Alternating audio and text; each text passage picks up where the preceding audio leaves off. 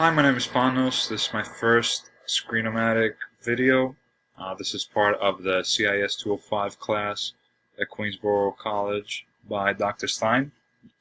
We've been learning a lot of difficult things in class, including how to use Screenomatic, Dropbox, Bitly, Wordle, making websites on Google, Gmail, a lot of different things that you can use in your everyday life.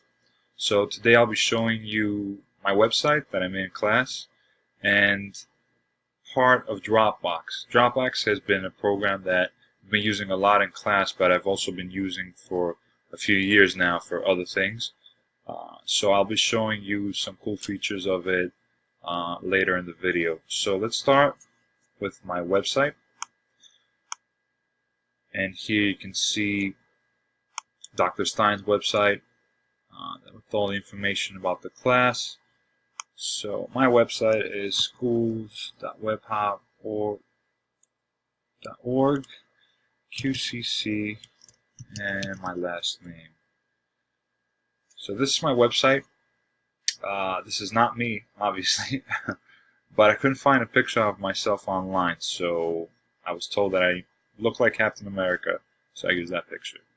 So here you can see cool Wordle that we made in class, as well as some of the chapters, the chapter breakdown of the book. You can see the different tabs. So far, this is what we've made with the website, but it's a really cool way. It's free to use it for different things. For example, I'm into music, so I DJ and produce, and making a website for free is something that is great to advertise my work. Another great thing that we learned in class is Dropbox. Now, Dropbox is a program where you get to store files remotely, and you can access them at any time. So basically, let's say you have a file on your computer. If you upload it to Dropbox, anywhere that you can log into Dropbox, any computer, you can have access to that file, so it's in the cloud. I'll show you how it looks. I'm using a Mac, so I'll show you how it looks on the Mac. This is my other Dropbox account, not the one for class, but this is basically it. You just open it up and it looks like a regular folder where you would have subfolders in there, and you can have, I happen to have MP3s, songs, but you can have anything you want: pictures, Word documents, PDFs, anything you want. Also, Dropbox has an app for your phone, both Android and iPhone, where you can access your files from there. Now, the thing that I wanted to show you today is I'll give you a quick introduction into the digital audio workstation that I use to make music, which is called Logic, and how we can utilize Dropbox to work with somebody in a different country, or not in the same room per se. So let me launch Logic.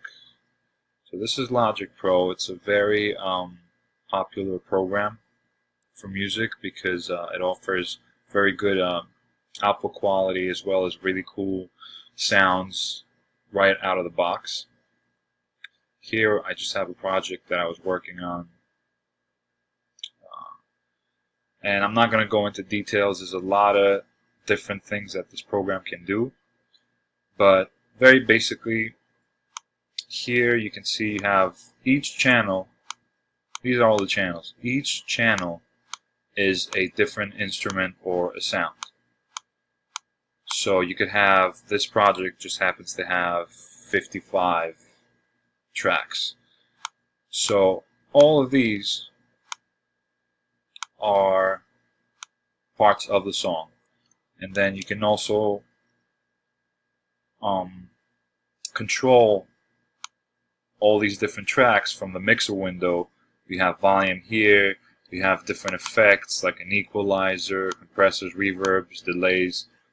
Not going to go into detail what these are, but these are, let's say, different sound effects for each channel. Now, this is where Dropbox comes in.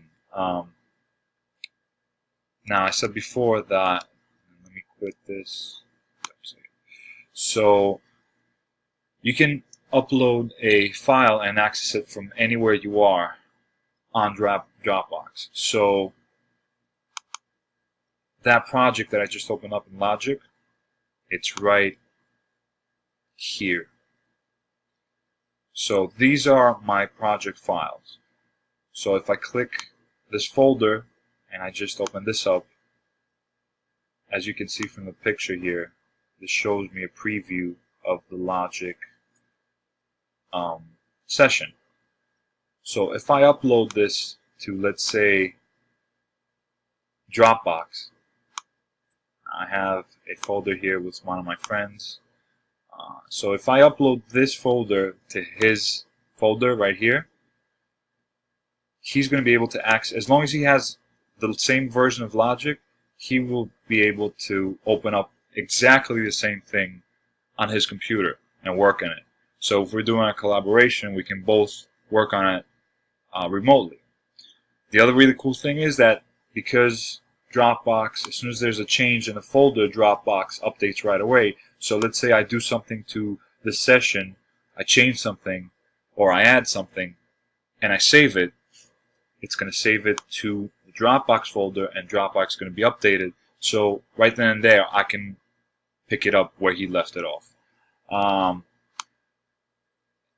If he doesn't have the same version of the software, it's still possible to use Dropbox without opening up the session. Now, I showed you before the channels. Each channel was a sound. So these are the audio versions of each sound. These are the actual files outside of the program. So if I upload all of these on a folder on Dropbox, he can just take them and put them in any program he wants, and he's going to have exactly the same thing that I had. It's just not going to be in the same program.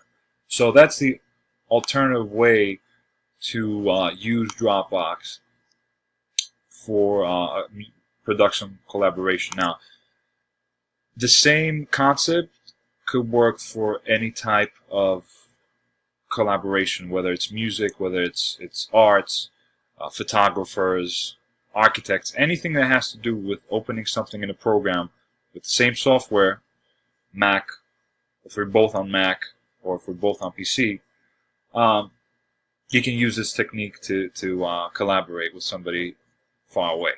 So, for example, let's say I was a photographer and I used Photoshop.